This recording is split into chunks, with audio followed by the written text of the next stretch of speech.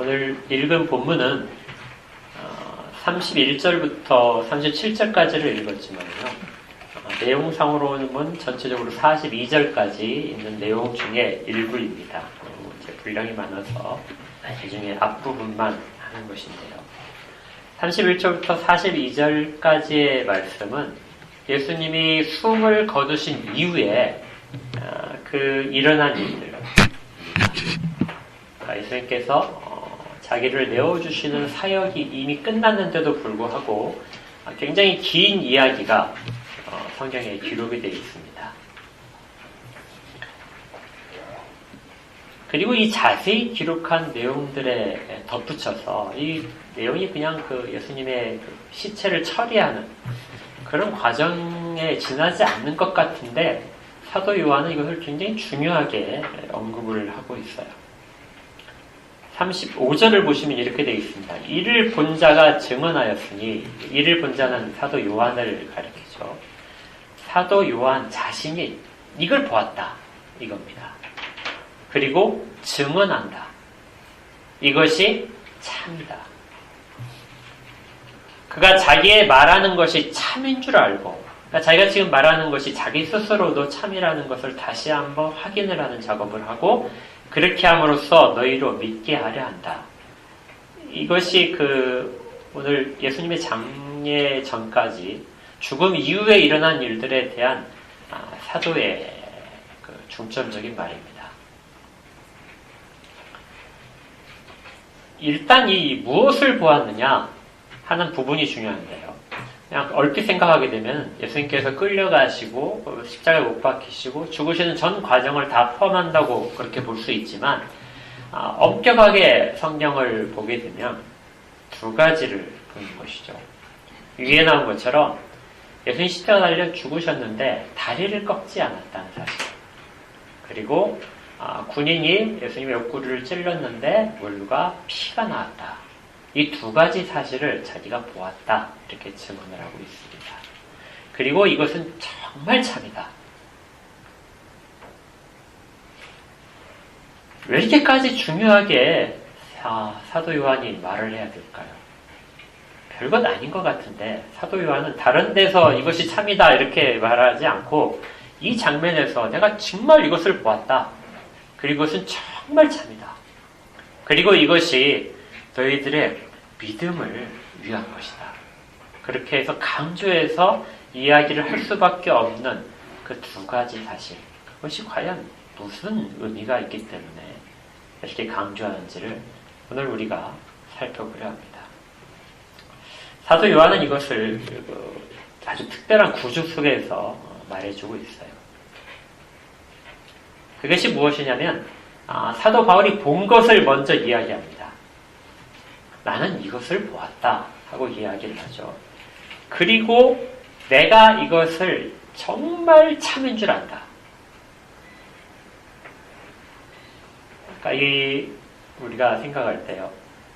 흔히 우리는 그렇게 잘 생각하지 않는데 내가 보았습니다. 그런데 내가 본 사실과 객관적인 사실이죠. 그런데 내가 그것을 정말 그것이 진리다. 내가 그것이 참이라고 다시 한번 확인하는 작업을 사도 요한이 했다는 것이에요. 그러니까 여러분들도 신앙에 있어서 어떤 것들을 깨닫거나 확인을 하게 되시면 그것들에 대한 다른 사람이 한 것들 아니면 내가 봤던 그것도 다시 한번 그것이 정말 진짜인지를 확인하는 작업이 필요하긴 합니다. 그런데 여기서 그치지 않고요. 요한은 하나 더 하게 됩니다. 그것이 뭐냐면 성경에서 그렇게 써있다 하는 거죠. 그래서 36절에 보는 것처럼 이 일이 일어난 것은 성경을 응하게 하려 함이라. 그리고 또 37절에 또 다른 성경에도 그렇게 쓰여있다. 이렇게 이야기를 합니다. 그러니까 자기가 본 것이 결과적으로 성경 속에 있는 것이라는 걸 확인하는 작업을 하고 있는 겁니다. 그리고 반복해서 내가 이렇게 하는 것은 정말 참이고 나는 그 일에 대하여 증인이다. 요한이 이렇게 이야기를 할 수밖에 없는 것은 그것이 중요한 의미도 있지만 일상적이지 않기 때문입니다. 일상적으로 일어나지 않는 일 두 가지를 말을 하고 있기 때문에 그래요. 다리뼈를 꺾지 않았다는 것, 그리고 찔렀더니 물과 피가 나왔다는 것. 이것은 그 앞에서 이 질문부터 시작을 해야 됩니다. 예수님은 십자가에 달리신 후에 몇 시간 후에 죽으셨죠? 예, 6시간 후에 죽으셨습니다. 정확하게 딱 6시 땡 하니까 죽으신 거 아니고요.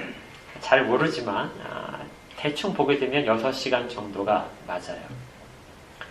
특별히 이것은 마가복음에서 정확하게 기록을 하고 있습니다. 마가가 시간에 대한 관념이 좀 철저한 것 같아요. 특히 십자가에서 죽으시는 장면에 대해서는 그렇습니다. 아까 마가복음 책 펼쳐 놓으셨잖아요. 마가복음 15장을 보시면요. 25절을 먼저 보겠습니다. 예수님이 못 박히신 시간을 이렇게 적고 있어요. 때가 제3시가 되어 십자가에 못 박으니라. 그리고 또 33절을 보시면 제6시가 되매 온 땅에 어둠이 임하여 제9시까지 계속됩니다. 그러니까 6시가 되었을 때부터 어둠이 쭉 덮여서요. 9시까지, 제9시까지 계속해서 어둠에 덮여 있었다 그럽니다. 그리고 34절에 보니까 제9시에 예수님께서 크게 소리 지르신 장면이 나옵니다. 그리고 나서 37절에 보니까 그렇게 큰 소리를 지르시고 나서 숨지셨다 이렇게 되는 거죠. 그래서 6시간으로 볼 수 있습니다. 그러면 이제 우리 시간으로 따지면 그것이 몇 시가 되냐면요. 우리 시간하고 따지면 6을 더하면 되는 거죠. 그러니까 제3시에 십자가에 못 박히셨으니까 6을 더하면은 9시, 오전 9시에 못 박히셨고요. 제9시에 숨을 거두셨으니까 3시, 오후 3시쯤에 숨을 거두시게 됩니다. 그래서 이제 6시간이 되는 거죠. 유대인의 시간을 조금 알 필요가 있어요. 유대인이 당시에 사용했던 그 시간 체계는 해가 뜨면 하루가 시간이 그렇게 가는 시간 체계입니다. 그러니까 우리가 보통 6시에 해가 뜨니까요. 6시가 0시가 되는 거죠.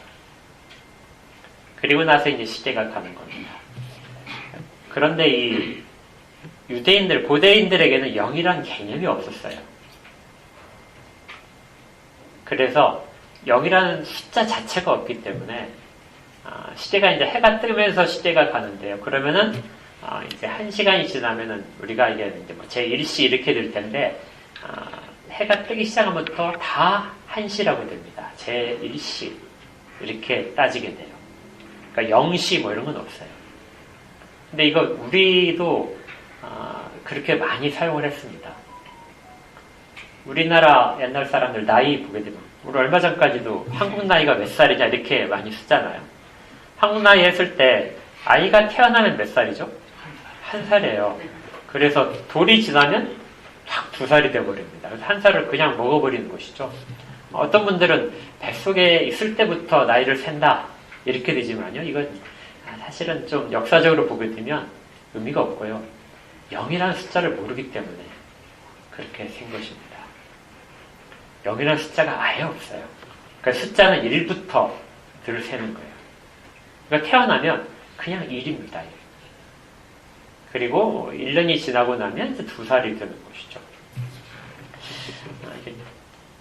이 시간이 성경마다 조금씩 다르기 때문에 그래요.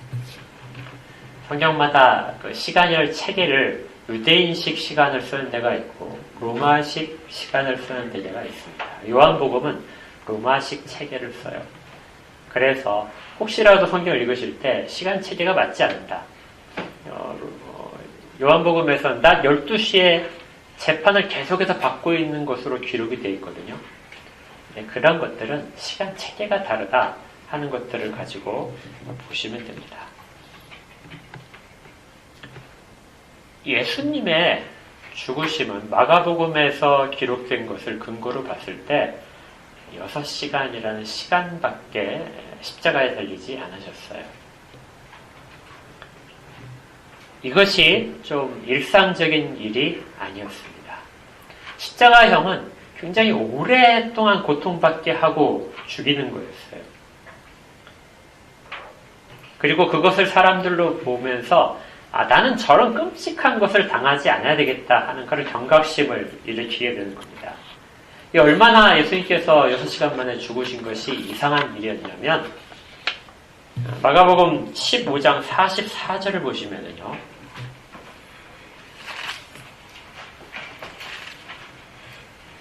빌라도는 예수께서 벌써 죽었을까 하고 이상히 여겨 백부장을 불러 죽은 지가 오래냐 하고 물었습니다.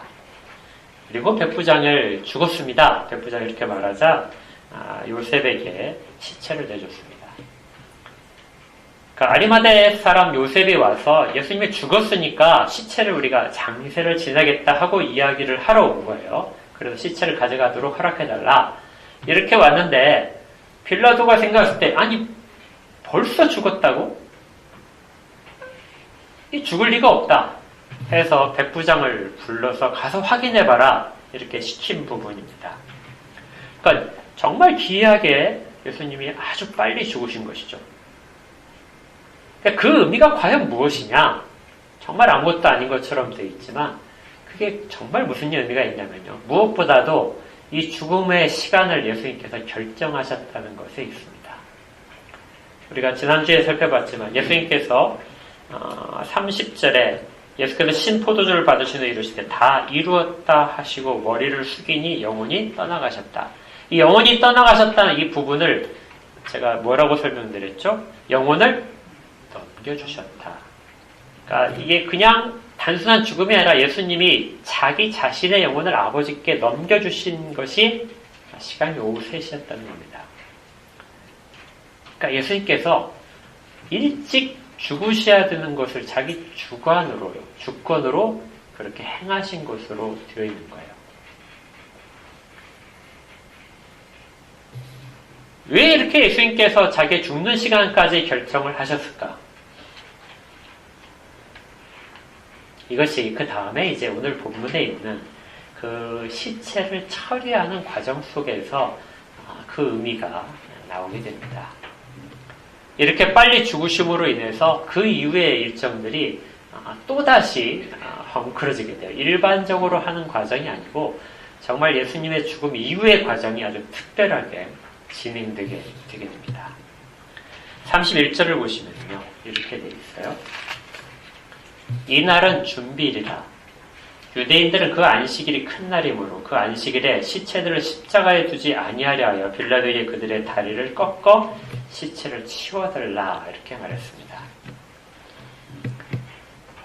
로마의 십자가형이 죄수가 살아있는 상태에서 십자가에 못을 받고 그리고 못 박힌 상태에서 죽을 때까지 그냥 매달아 놓는 것이죠. 그리고 죽은 다음에도 그의 시체가 훼손되도록 새들이 와서 다 먹고 썩어서 문드러질 때까지 그렇게 그냥 내버려 두는 것이 이 로마의 십자가형이었어요. 그대로 진행됐다면 예수님도 그렇게 계속해서 달려 있어야 됩니다.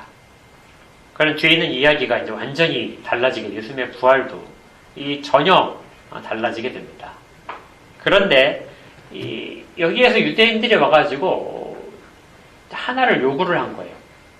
유대인들은 시체가 저녁이 될 때까지 나무에 매달려 있는 것은 크게 율법을 어기는 것이라고 생각했어요. 이건 신명기에 있는 말씀 때문입니다. 신명기 21장 22절에요. 사람이 만일 죽을 죄를 범함으로 네가 그를 죽여서 나무 위에 달거든 그 시체를 나무 위에 밤새도록 두지 말고 그 날에 장사하여 내 하나님 여호와께서 내게 기업으로 주시는 땅을 더럽히지 말라. 나무에 달린 자는 하나님께 저주를 받았습니다.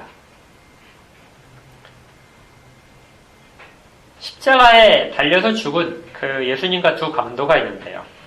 그 시체를 만약에 그대로 두고 밤이 되었다. 그러면은 율법을 크게 어기는 것입니다. 사람이 나무에 달려서 있는 것은 저주받은 자라는 표시예요. 그런데 그 저주받은 자의 그 저주를 밤이 되도록, 하루가 지나도록 계속해서 땅 위에 드러내 있는 것은 하나님이 주신 거룩한 땅을 시킨다는 그런 의미라는 것이죠. 그러니까 저주는 하루에 그치게 되는 것입니다. 그리고 그 저주받은 그 죽음을 밤이 되기 전에 바로 내려서 땅에 묻어야 돼요. 보이지 않게 만들어야 됩니다. 그러니까 그 인물 자체는 저주받은 인물이다. 저주받은 사람이라는 것을 분명하게 사람들에게 드러내고, 그러나 그 저주받은 것을 계속해서 매달아 놓아서 사람들로 하여금 그 저주를 생각하게 하게 되면 그 땅 자체가 오염이 된다. 하나님 주신 거룩한 땅에서는 저주받은 것을 그렇게 계속해서 두지 못한다. 그래서 그 시체를 내려서, 밤이 되기 전에 내려서 내장을 해야 됐던 것이죠. 만약에 그렇지 않으면 그 저주가 그 땅 가운데 임한다고 생각을 했습니다. 더군다나 바로 그 다음 밤은요, 이 안식일이 시작되는 거예요. 6월절 안식일입니다. 그냥 보통의 날도 아니고 안식일인데 그냥의 안식일도 아니고 6월절의 안식일이 시작되는 거예요. 그래서 그것을 무엇이라고 표현하냐면 그 안식일이 큰 날이다. 그러니까 더 거룩하게 만들어야 되는 날인데 그 날에 시체가 달려있으면 안 된다, 이렇게 본 거죠. 그래서 그 시체를 십자가에 두지 않으려고 빌라도를 유대인 지도자들이 찾아갔던 것입니다. 그런데 이것이 실제로는 율법을 크게 어기는 것이었어요. 먼저 그들은 죄 없는 그 예수님을 죄 있다고 해서 십자가에 달려 죽게 만드는 것이죠. 그리고 또 실제 율법을 잘 보면은요, 사람을 나무에 달아서 죽이는 것은 없었습니다. 아까 제가 읽어드렸던 그 신명기 말씀을 잘 들어보십시오. 신명기 21장 20절에서 사람이 만일 죽을 죄를 범함으로 내가 그를 죽여 나무 위에 달거든. 이거 어떻게 돼 있죠? 죽인 다음에 나무에 다는 거예요. 나무에 달아서 죽이는 법은 유대인들에게 허용된 사용법이 아니다. 돌로 치든지 목을 매서 죽이든지 땅에서 다 목을 졸라서 죽이는 거죠. 아니면 태우든지. 이렇게 모든 사용법은 나무에 달아서 죽이는 방식은 없었어요. 그런데 그 시체를 그 다음에 이 사람이 저주받은 사람이다 하고 하나님께 저주받은 것을 나타나기 위하여 나무에 달아놓는 것이죠. 사람을 나무에 달아서 죽이는 것은 이방인들의 관습이었습니다. 유대인들이 절대로 허용이 안 되는 거예요. 그런데 지금 유대인들이 무엇을 했냐면요, 우리가 그를 십자가에 못 박도록 내달라. 그리고 유대인들이 관리를 하면서 십자가로 끌고 간 것이죠. 빌라도는 그걸 내줬습니다. 그리고 십자가에 못을 박는 것까지 유대인들의 감독하에 시행이 됐던 거예요.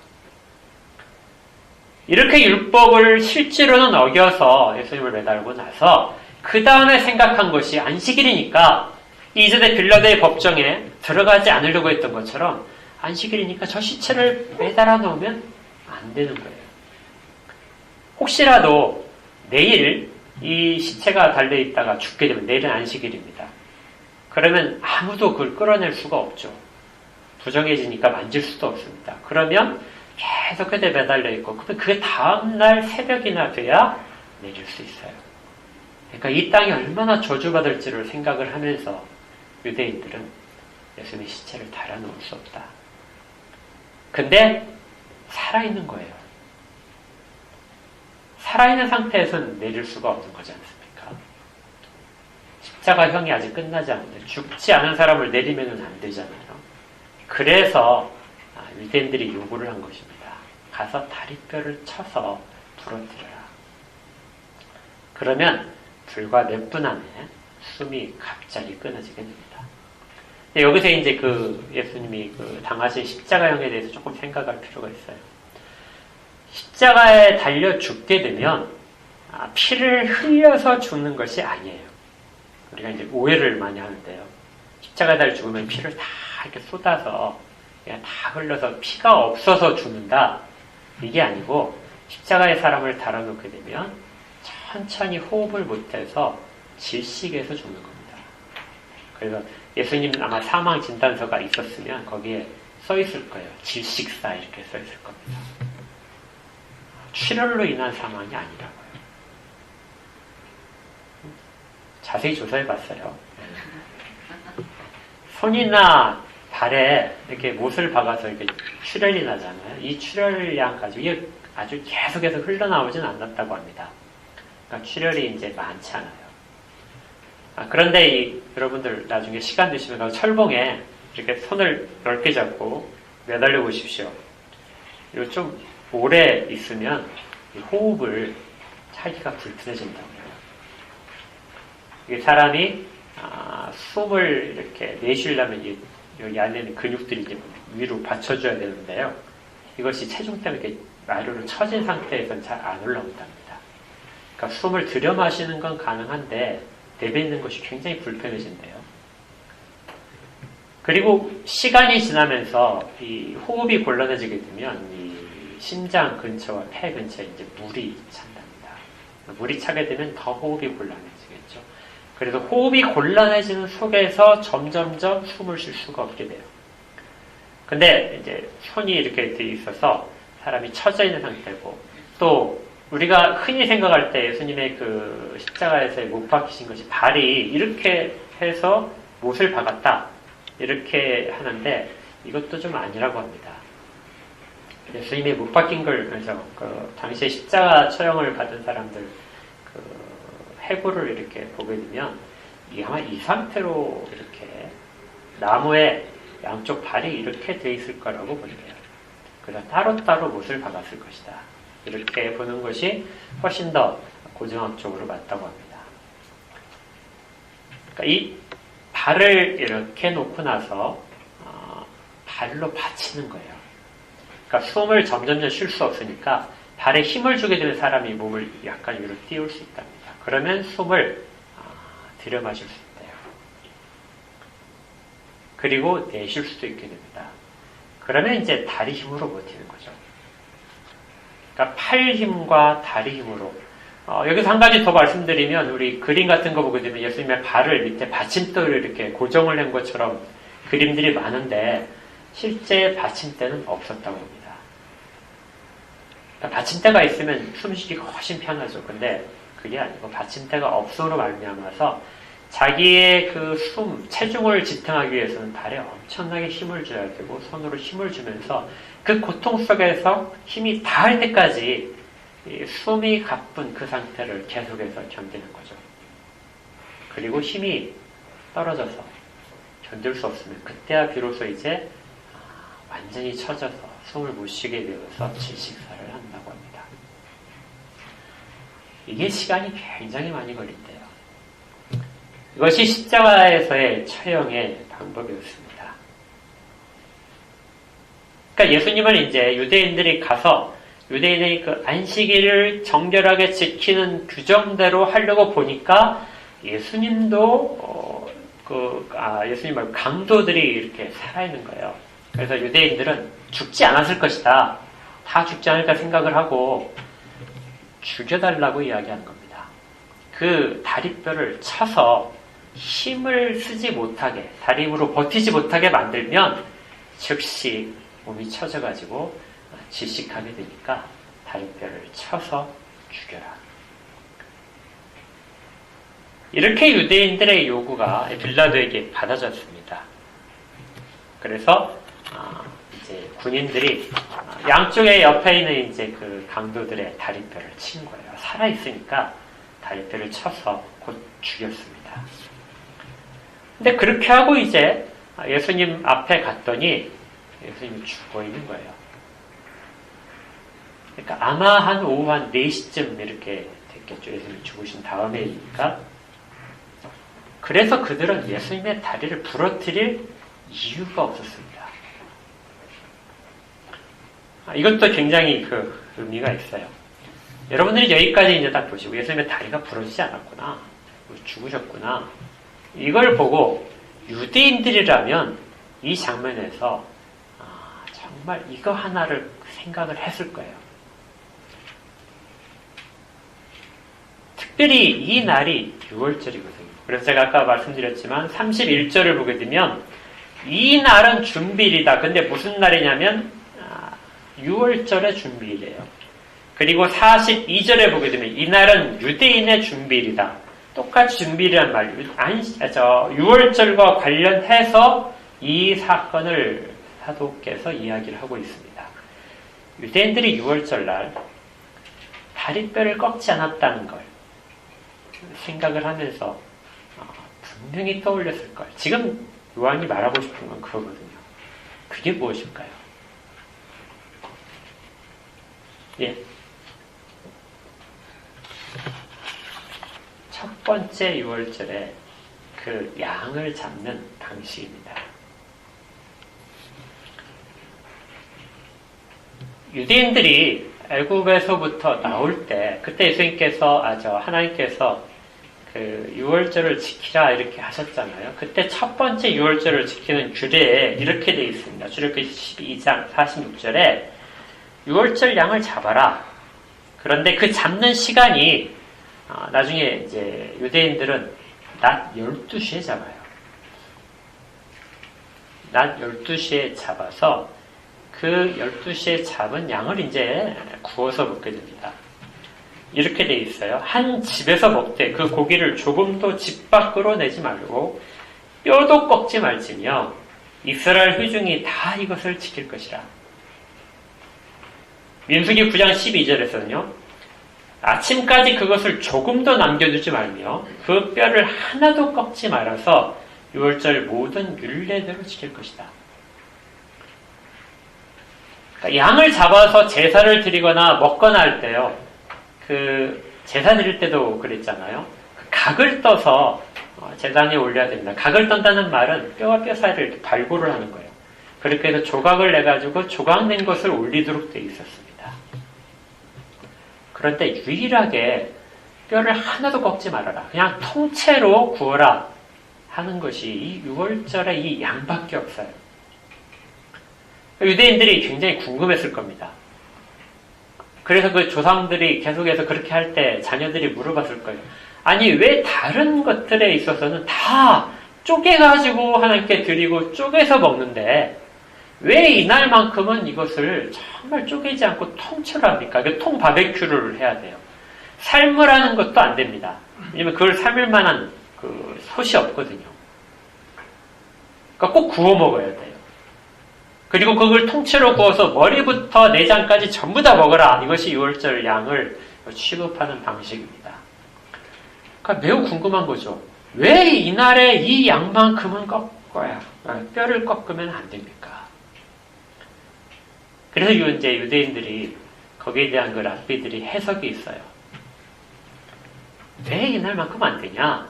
이것이 전체적으로 완전하게 거룩하는 것을 요구한다. 그러니까 이방 땅에서 이스라엘 백성, 그 집에 거하는 모든 자가 다 거룩해야 되는, 그리고 하나도 남김없이 다 거룩해야 되는 것을 의미한다. 그리고 또 하나, 그것을 다 같이 먹어야 된다. 그러니까 통 바베큐를 놓고 와가지고 고기를 다 뜯어 먹는 거예요. 서서 먹게 되어 있습니다. 다 같이 먹어라. 그래서 하나의 공동체, 하나님께서 우리를 구해주신 그 약속의 공동체를 하나됨을 거기서 확인하라는 거예요. 이 고기는 형편이 어려운 사람이 있다고 해서 나눠줄 수 있는 고기가 아닙니다. 옆집 사람, 우리가 고기 했으니까, 통 바베큐 했으니까 옆집 사람 나눠주겠지, 이런 방식이 아니에요. 우리 집에 있는 사람만이 먹게 되어 있습니다. 유대인들은 그렇게 생각을 했어요. 그런데 기독교인들은, 그리스도인들은 이렇게 보지 않은 것이죠. 그 뼈가 하나도 꺾지 않는다. 이 말은 그리스도를 상징하고 있다고 보는 것입니다. 그리고 지금 사도 요한이 그걸 이야기하는 거예요. 왜 우리가 그동안 그렇게 궁금해했던 6월절 어린 양의 뼈를 꺾지 말아야 되는가? 그리고 통째로 모든 것들을 다 하나도 남김없이 먹어야 되느냐? 하나도 소중하게 생각해서 당연히 먹어야 되는 그 이유가 뭐냐?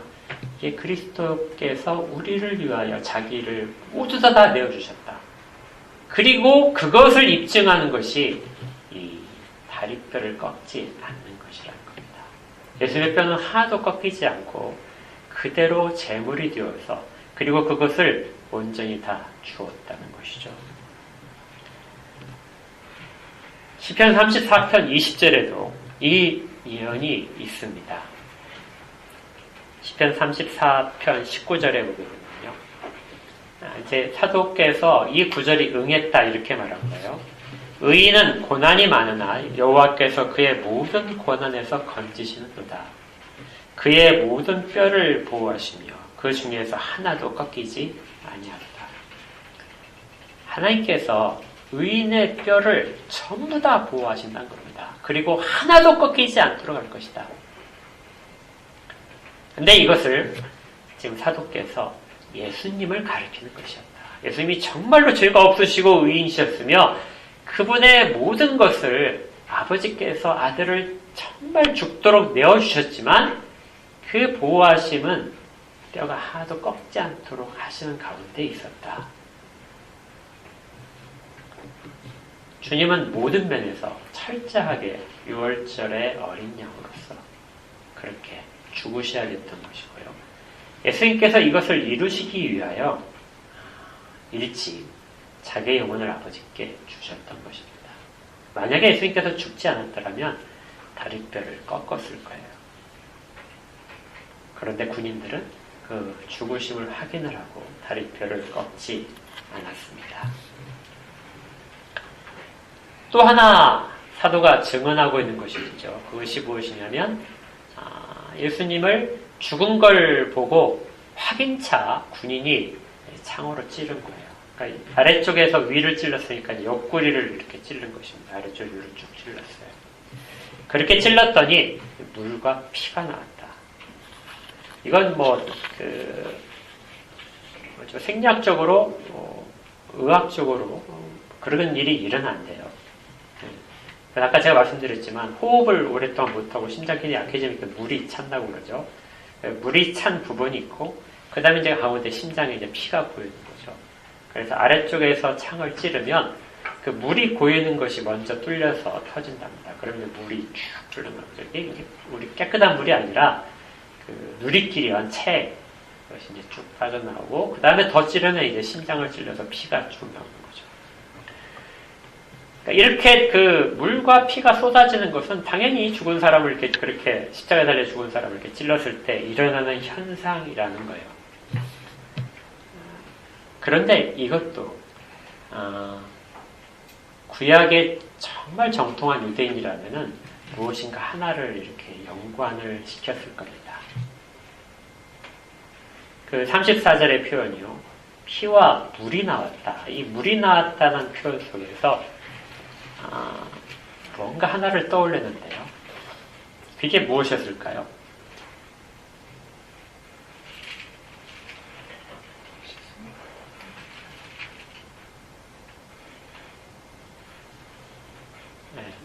유대인들은 거기까지 생각을 못했어요. 그런데 초대교회 교부들이 이렇게 설명을 하기 시작합니다. 사도 요한도 그걸 요구를 했고 나중에 보게 되면 바울도 그 부분을 해석을 했어요. 그것이 무엇이냐면 광야의 반석에서 반석을 모세가 쳤을 때 그 반석이 갈라지면서 물이 나온 것이죠. 그 물이 이스라엘 백성들을 살렸던 물입니다. 초대교회 때 이제 교부 중에 요한 크리소스톰이라는 분이 있는데요. 그분이 이렇게 기록을 했어요. 그분이 요한복음을 강의하면서 창으로 찔린 예수의 옆구리를 샘의 근원이었다. 예수님이 샘이라는 것이죠. 그리고 광야의 반석이 쪼개져서 물이 흘러나와 목마른 이스라엘을 살렸듯이 십자가에서 쪼개진 예수의 몸에서 생수의 성령이 그리고 성천의 피가 흘러나왔다. 그러니까 광야의 반석이 쪼개진 것이 그냥 그 물이 그냥 땅에서 솟아나온 것이 아니라 모세로 하여금 그 반석을 쳐서 물이 나오게 한 것은 예수의 몸을 치게 만드는 것이었다. 그리고 그것이 갈라지면서 물을 내고 그 물 때문에 사람들에게 생명이 공급되었다. 이것을 이 예수님이 창으로 찔리셨을 때 일어난 일이라고 보았던 거죠. 어거스틴도 그렇게 했습니다. 이분은 아주 정확한 표현을 조금 이렇게 했어요. 빌라도의 군인이 창으로 찌른 것을 무엇이라 했냐면 예수님의 옆구리가 개방되었다. 그러니까 예수님 안에 있던 생명이 군인이 창을 찌름으로써 이것이 개방이 되어서 그 물이 사람들에게 생명의 물이 공급될 수 있게 만들었다. 그래서 모세의 지팡이에 맞은 생수가 쏟아지듯이 이걸 하나님께 받은 징계라고 해석을 했습니다. 십자가에 찔린 그리스도의 옆구리라는 영적인 반석이 열렸다. 그래서 교회의 성례, 특별히 세례가 여기서부터 시작되는 것이다. 물로 씻는 것은 예수님의 옆구리에서부터 나오는 그 생명의 물로 씻는 것과 동일하다 이렇게 됩니다. 이것은 사도 바울의 말씀에 근거를 하고 있어요. 고린도서 10장 1절부터 이렇게 되어 있습니다. 형제들아 너희가 알지 못하기를 원하지 않으니 우리 조상들이 다 구름 아래 있고 바다 가운데로 지나니 출애굽을 쭉 이야기하는 거예요. 모세에게 속하여 다 구름과 바다에서 세례를 받고 다 같은 신령한 음식을 먹으며 만나를 먹은 것이죠. 다 같은 신령한 음료를 마셨으니 이는 그들을 따르는 신령한 반석으로부터 마셨음에 그 반석은 곧 그리스도시라. 그러니까 사도는 출애굽한 모든 과정이 사실은 우리가 지금 구원받은 자들에게 일어난 일들의 상징이었고 그 중에서 반석을 쳐서 물이 나온 것은 곧 그리스도가 자기를 쪼개서 우리 가운데 물을 주신 것이다. 이렇게 한 것입니다. 신약의 구약 사용 주석이라는 그 책이 있어요. 5권짜리가 우리나라에 번역이 되어 있습니다. 거기에 요한복음 찾아보면 이렇게 되어 있어요. 요한복음 19장의 물과 피가 단순히 생리적인 현상을 넘어서 출애굽기 및 민수기의 반석 사건과 유일된다. 그리고 또 하나를 더 설명하려는데 그것이 뭐냐면 에스겔 47장에 나와 있는 성전 문지방 밑에서 그러니까 초막절 예수님께서 요한복음 7장에서 말씀하셨잖아요. 초막절에 하셨을 때 성전 문지방에서부터 물이 흘러나올 것이다. 그것이 이 성전이 예수님이기 때문에 예수님으로부터 물이 흘러나온 것을 이야기한 것이다. 이렇게 이야기를 했습니다. 그리고 그 일로 인하여 우리 각 사람 그 깊은 내면으로부터 생수의 강이 흘러 넘치게 되는 것이죠. 그리고 또한 물뿐만이 아니라 피가 흘려졌습니다. 피도 쏟아졌어요. 여기는 더 이상 말씀을 안 들어도 여러분들이 그 의미를 바로 알 수 있을 겁니다. 그 피가 사람들에게 뿌려진 것, 세상 가운데 뿌려짐으로 죄사함이 선포되는 것이죠. 물을 통하여 생명이 오고 피를 통하여 죄사함이 이루어지는 그 단번의 제사, 그 모든 성례, 그것이 세례가 물을 상징한다면 이 피는 성찬을 의미합니다. 그것을 예수님께서 십자가상에서 제정하셨다 이렇게 됩니다. 그러나 또 하나 구약을 아는 사람들이 하나 생각할 것은 6월절 양으로서의 예수님의 이미지는 그 고기를 먹는 것, 뼈를 꺾지 않고 먹는 것뿐만 아니라 그 피를 받아서 문설주에 바르는 것이죠. 천사가 이스라엘 백성 그 집을 지날 때, 여기 그 양을 구워 먹고 있구나. 그러니까 유대인 집이다. 그래서 지나갔을까요? 아니죠. 문설주에 바른 그 피를 보고 지나가게 됩니다. 죽음은 그 피를 보고 그 집안에 들어갈 수가 없어요. 그 집안에 누가 있는지가 문제가 안 됩니다. 그 집안에 죄인이 있을 수도 있어요. 그 집안에 이방인이 들어있을 수도 있습니다. 누군가가 그걸 정말 그 예언을 믿고 자기 자식을 장자만 죽인다고 했으니까 자기 자식을 그 집에 하루 동안 의탁에 했을 수도 있어요. 그런 모든 것들을 다 떠나서 죽음의 사자는 다른 것들을 다 보지 않습니다. 안에 내용물이 무엇인지를 보지 않아요. 얼마나 정직하게 살았는지, 그가 얼마나 잘생겼는지, 지위가 높은지를 보지 않고 거기 그 집에 눈에 발라져 있는 피만 보고 지나가는 겁니다. 그 피가 6월절 어린 양의 피예요. 그 어린 양의 피를 지금 예수님께서 십자가상에서 쏟고 계신 것이죠. 군인의 그 죽음을 확인하기 위한 단순한 그 찔름이 실제적으로 세상 가운데 그 피로 모든 것을 덮으시는 그 터져나옴을 만들어내고 있는 것이죠. 출애굽기 12장 6절부터 7절에서요. 이달 14일까지 간직하였다가 해 질 때 이스라엘 회중이 그 양을 잡고 그 피로 양을 먹을 진문 좌우 설주와 임방에 바르고 또 13절에서는 내가 애굽 땅을 칠 때 그 피가 너희의 거하는 집에 있어서 너희를 위하여 표적이 될지라. 내가 피를 볼 때에 너희를 넘어가리니 재앙이 너희에게 내려 멸하지 아니하리라. 피 흘림이 없이는 죄사함이 없습니다. 그리고 죽음을 면할 길이 없어요. 그러나 예수님의 피를 뿌리심으로 그 피를 받은 모든 사람, 피 뿌림을 받은 모든 사람이 실질적으로 구함을 받게 되는 것이죠. 그래서 계시록에서 이렇게 이야기합니다. 계시록 7장에 보게 되면 이 6월절 어린 양의 이미지가 그대로 7장에서 나와요. 먼저 7장 14절에 이는 큰 환란에서 나오는 자들인데 어린 양의 피에 그 옷을 씻어 희게 되었느니라. 어린 양의 피로 씻어야만이 희게 됩니다. 그리고 그 사람들이 하나님 앞에 나갈 수가 있는 거예요. 피에 대한 이미지가 여기 있고 그 다음에 17절에 보게 되면 이는 보좌 가운데 계신 어린 양이 저희의 목자가 되사 생명샘으로 인도하시고 하나님께서 저희 눈에서 모든 눈물을 씻어주실 것입니다. 생명수의 이미지를 가지고 하나님께서 그들의 눈물을 씻어주실 것이다. 그들의 모든 고통을 제거하실 것이라고 말합니다. 베드로전서에서도 1장에서 이렇게 됩니다. 너희가 알거니와 너희 조상의 유전한 망령된 행실에서 구속된 것은 은이나 금같이 없어질 것으로 한 것이 아니요 오직 흠없고 점없는 어린 양 같은 그리스도의 보배로운 피로 한 것이니라. 피밖에, 예수 그리스도의 피밖에 다른 어떤 것으로도 씻을 수 없는 것이 씻겨지는 것이죠.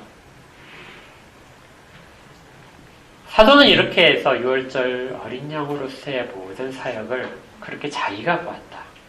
그리고 이 내용이 무엇인지를 내가 친히 알고 있다. 그리고 이것들을 말함으로써 너희들로 하여금 믿게 하려는 것이다. 예수님은 단순히 십자가형을 당한 그 무지한 자 의미이지 아니고요. 그것을 실제로 6월절 어린 양으로서 담당하셨던 그 분이었다고 말합니다. 그리고 이제 37절에 또 하나 성경을 구절을 하나를 더 인용을 해요. 또 다른 성경에 그들이 그 찌른 자를 보리라 하였느니라. 이것은 여러분들이 각주를 찾아보시면 스가랴서 12장 10절 말씀입니다. 스가랴서 12장 10절에 이렇게 되어 있습니다. 내가 다윗의 집과 예루살렘 거민에게 은총과 간구하는 심령을 부어주리니 그들이 그 찌른 바 그를 바라보고 그를 위하여 애통하기를 독자를 위하여 애통하듯 하며 그를 위하여 통곡하기를 장자를 위하여 통곡하더라. 독자와 장자라는 말을 사용하면서 그 찔림을 받아서 죽은 자, 그가 독자고 장자다. 그런데 나중에 사람들이 그것을 보고 그 찔렀던 자를 보고 애통해 할 거라는 것입니다. 그런데 여기에서 우리가 기억할 표현 하나가 있어요. 36절에서 보게 되면 구약 성경 시편을 인용하면서 한 성경을 그렇게 말한 성경을 응하게 하려 합니다. 그것을 지금 결과적으로 똑같이 이루어진다는 것을 밝혀주고 있는데요. 37절에는 응하게 했다는 말을 기록하지 않습니다. 그러니까 성경에 기록되어 있는데 이건 응해지지 않았다. 다른 성경에 이렇게 기록되어 있으니까 분명히 이것은 나중에 응할 것이라는 겁니다. 그게 어디에 나타나면 계시록 1장 7절에 나타나는 거예요. 똑같은 그것을 인용을 해서 이렇게 합니다. 볼지어다 구름을 타고 오시리라. 예수께서 다시 오시는 것이죠. 각 사람의 눈이 그를 보겠고 그를 찌른 자들도 볼 것이다. 땅에 있는 모든 족속이 그를 인하여 애곡하리니 그러하리라. 아멘. 이렇게 됩니다. 계시록에 예수님께서 이 땅 가운데 오실 때 누구나가 볼 것이다. 그리고 슬퍼할 것이다. 통곡하는 사람들이 있을 것이고요. 자기의 행위 때문에 그 군인이 찔렀지만 실제적으로 거기에 참여한 모든 사람들, 그 사람들이 다 볼 거라는 것입니다. 예수님을 계속해서 죽이라고 소리 질렀던 대제사장들과 바리새인들과 서기관들, 그리고 실제적으로 예수님을 재판했던 빌라도, 그리고 모든 불의했던 자들, 예수님을 조롱하면서 지나갔던 모든 사람들, 그리고 그것들을 우리가 사실로서 믿지 않는 그런 사람들, 그리고 그 피로 여전히 자기의 죄를 씻지 못한 사람들까지요. 이 모든 사람들이 다 그 예수님이 오실 때 그 찔림받은 그분을 보게 될 것이라는 겁니다. 주님은 그때 각 사람 마음에 애통하는 마음을 주실 것이라는 거예요. 애통하는 마음이 실제적으로 그 피의 효력을 받는 사람들의 표현이 됩니다. 주님은 다시 오실 때 아까 6월절 어린 양처럼 얼마나 그가 선하게 살았는지, 그리고 얼마나 그가 지식을 쌓았는지, 얼마나 그가 많은 사람을 도왔는지, 이것이 주된 조건이 아니고요. 과연 내 피로 씻김을 받았는가? 내 피로 그 옷을 거룩하게 빨았는가? 내가 쏟아놓은 그 물을 마셔서 목마르지 않고 생명 가운데 있는가? 그것을 보시는 것이죠. 우리 모두가 다 정말 이 그리스도가 쏟으신 그 물과 피로 정말 정결하게 되고, 그리고 또 우리의 모든 것들이 해결된 그런 상태이기를 정말 소원합니다. 이제 결론을 내려볼게요. 이 사도께서는 이 일에 대하여 나는 정말 증인이다. 그리고 내가 아무리 내가 본 것을 생각하고 그렇게 생각을 하고 또 이해를 하더라도 성경에 있는 것들을 볼 때 이것은 정말 참구나. 주께서 행하신 모든 일들이 정말 참인데, 근데 그것이 무엇을 위한 것이냐 했을 때 35절에 이렇게 있잖아요. 너희로 믿게 하려 함이라. 이것들이 실제 너희를 위해서 행해진 것이고 너희에게 이미 이루어진 일이라는 것을 믿어라 하면서 사도가 기억을 하게 됩니다. 우리가 그래서 이 예수의 피밖에 없는 것, 만세반석 열리니 내가 들어갑니다. 창이 어리상하여 물과 피를 흘린 것. 누구에게 효험이 돼요? 내게 효험되어서 나를 정결하게 하소서. 예수의 피가 우리를 그 모든 천국문 앞에 들어가게 만드는 것이죠. 예수님이 쏟으신 물이 우리를 세례를 주신 물이고요. 예수님께서 쏟으신 그 피가 우리를 모든 저주로부터 벗어나게 만든 피입니다. 우리는 세례를 통하여 이것을 보고 성찬을 우리가 2달에 한 번씩 하는 성찬을 통하여 이것들을 다시금 보고 있는 것입니다.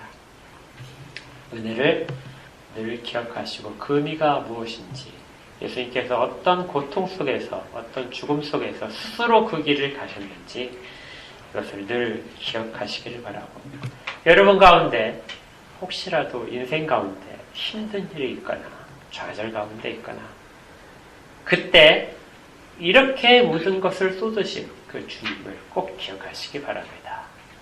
꼭 그 주님을 바라보시고 주님이 우리의 주님인 걸 여러분들이 확신 가운데서 믿으며 주와 동행하시기를 주의 이름으로 축복합니다. 함께 기도하겠습니다.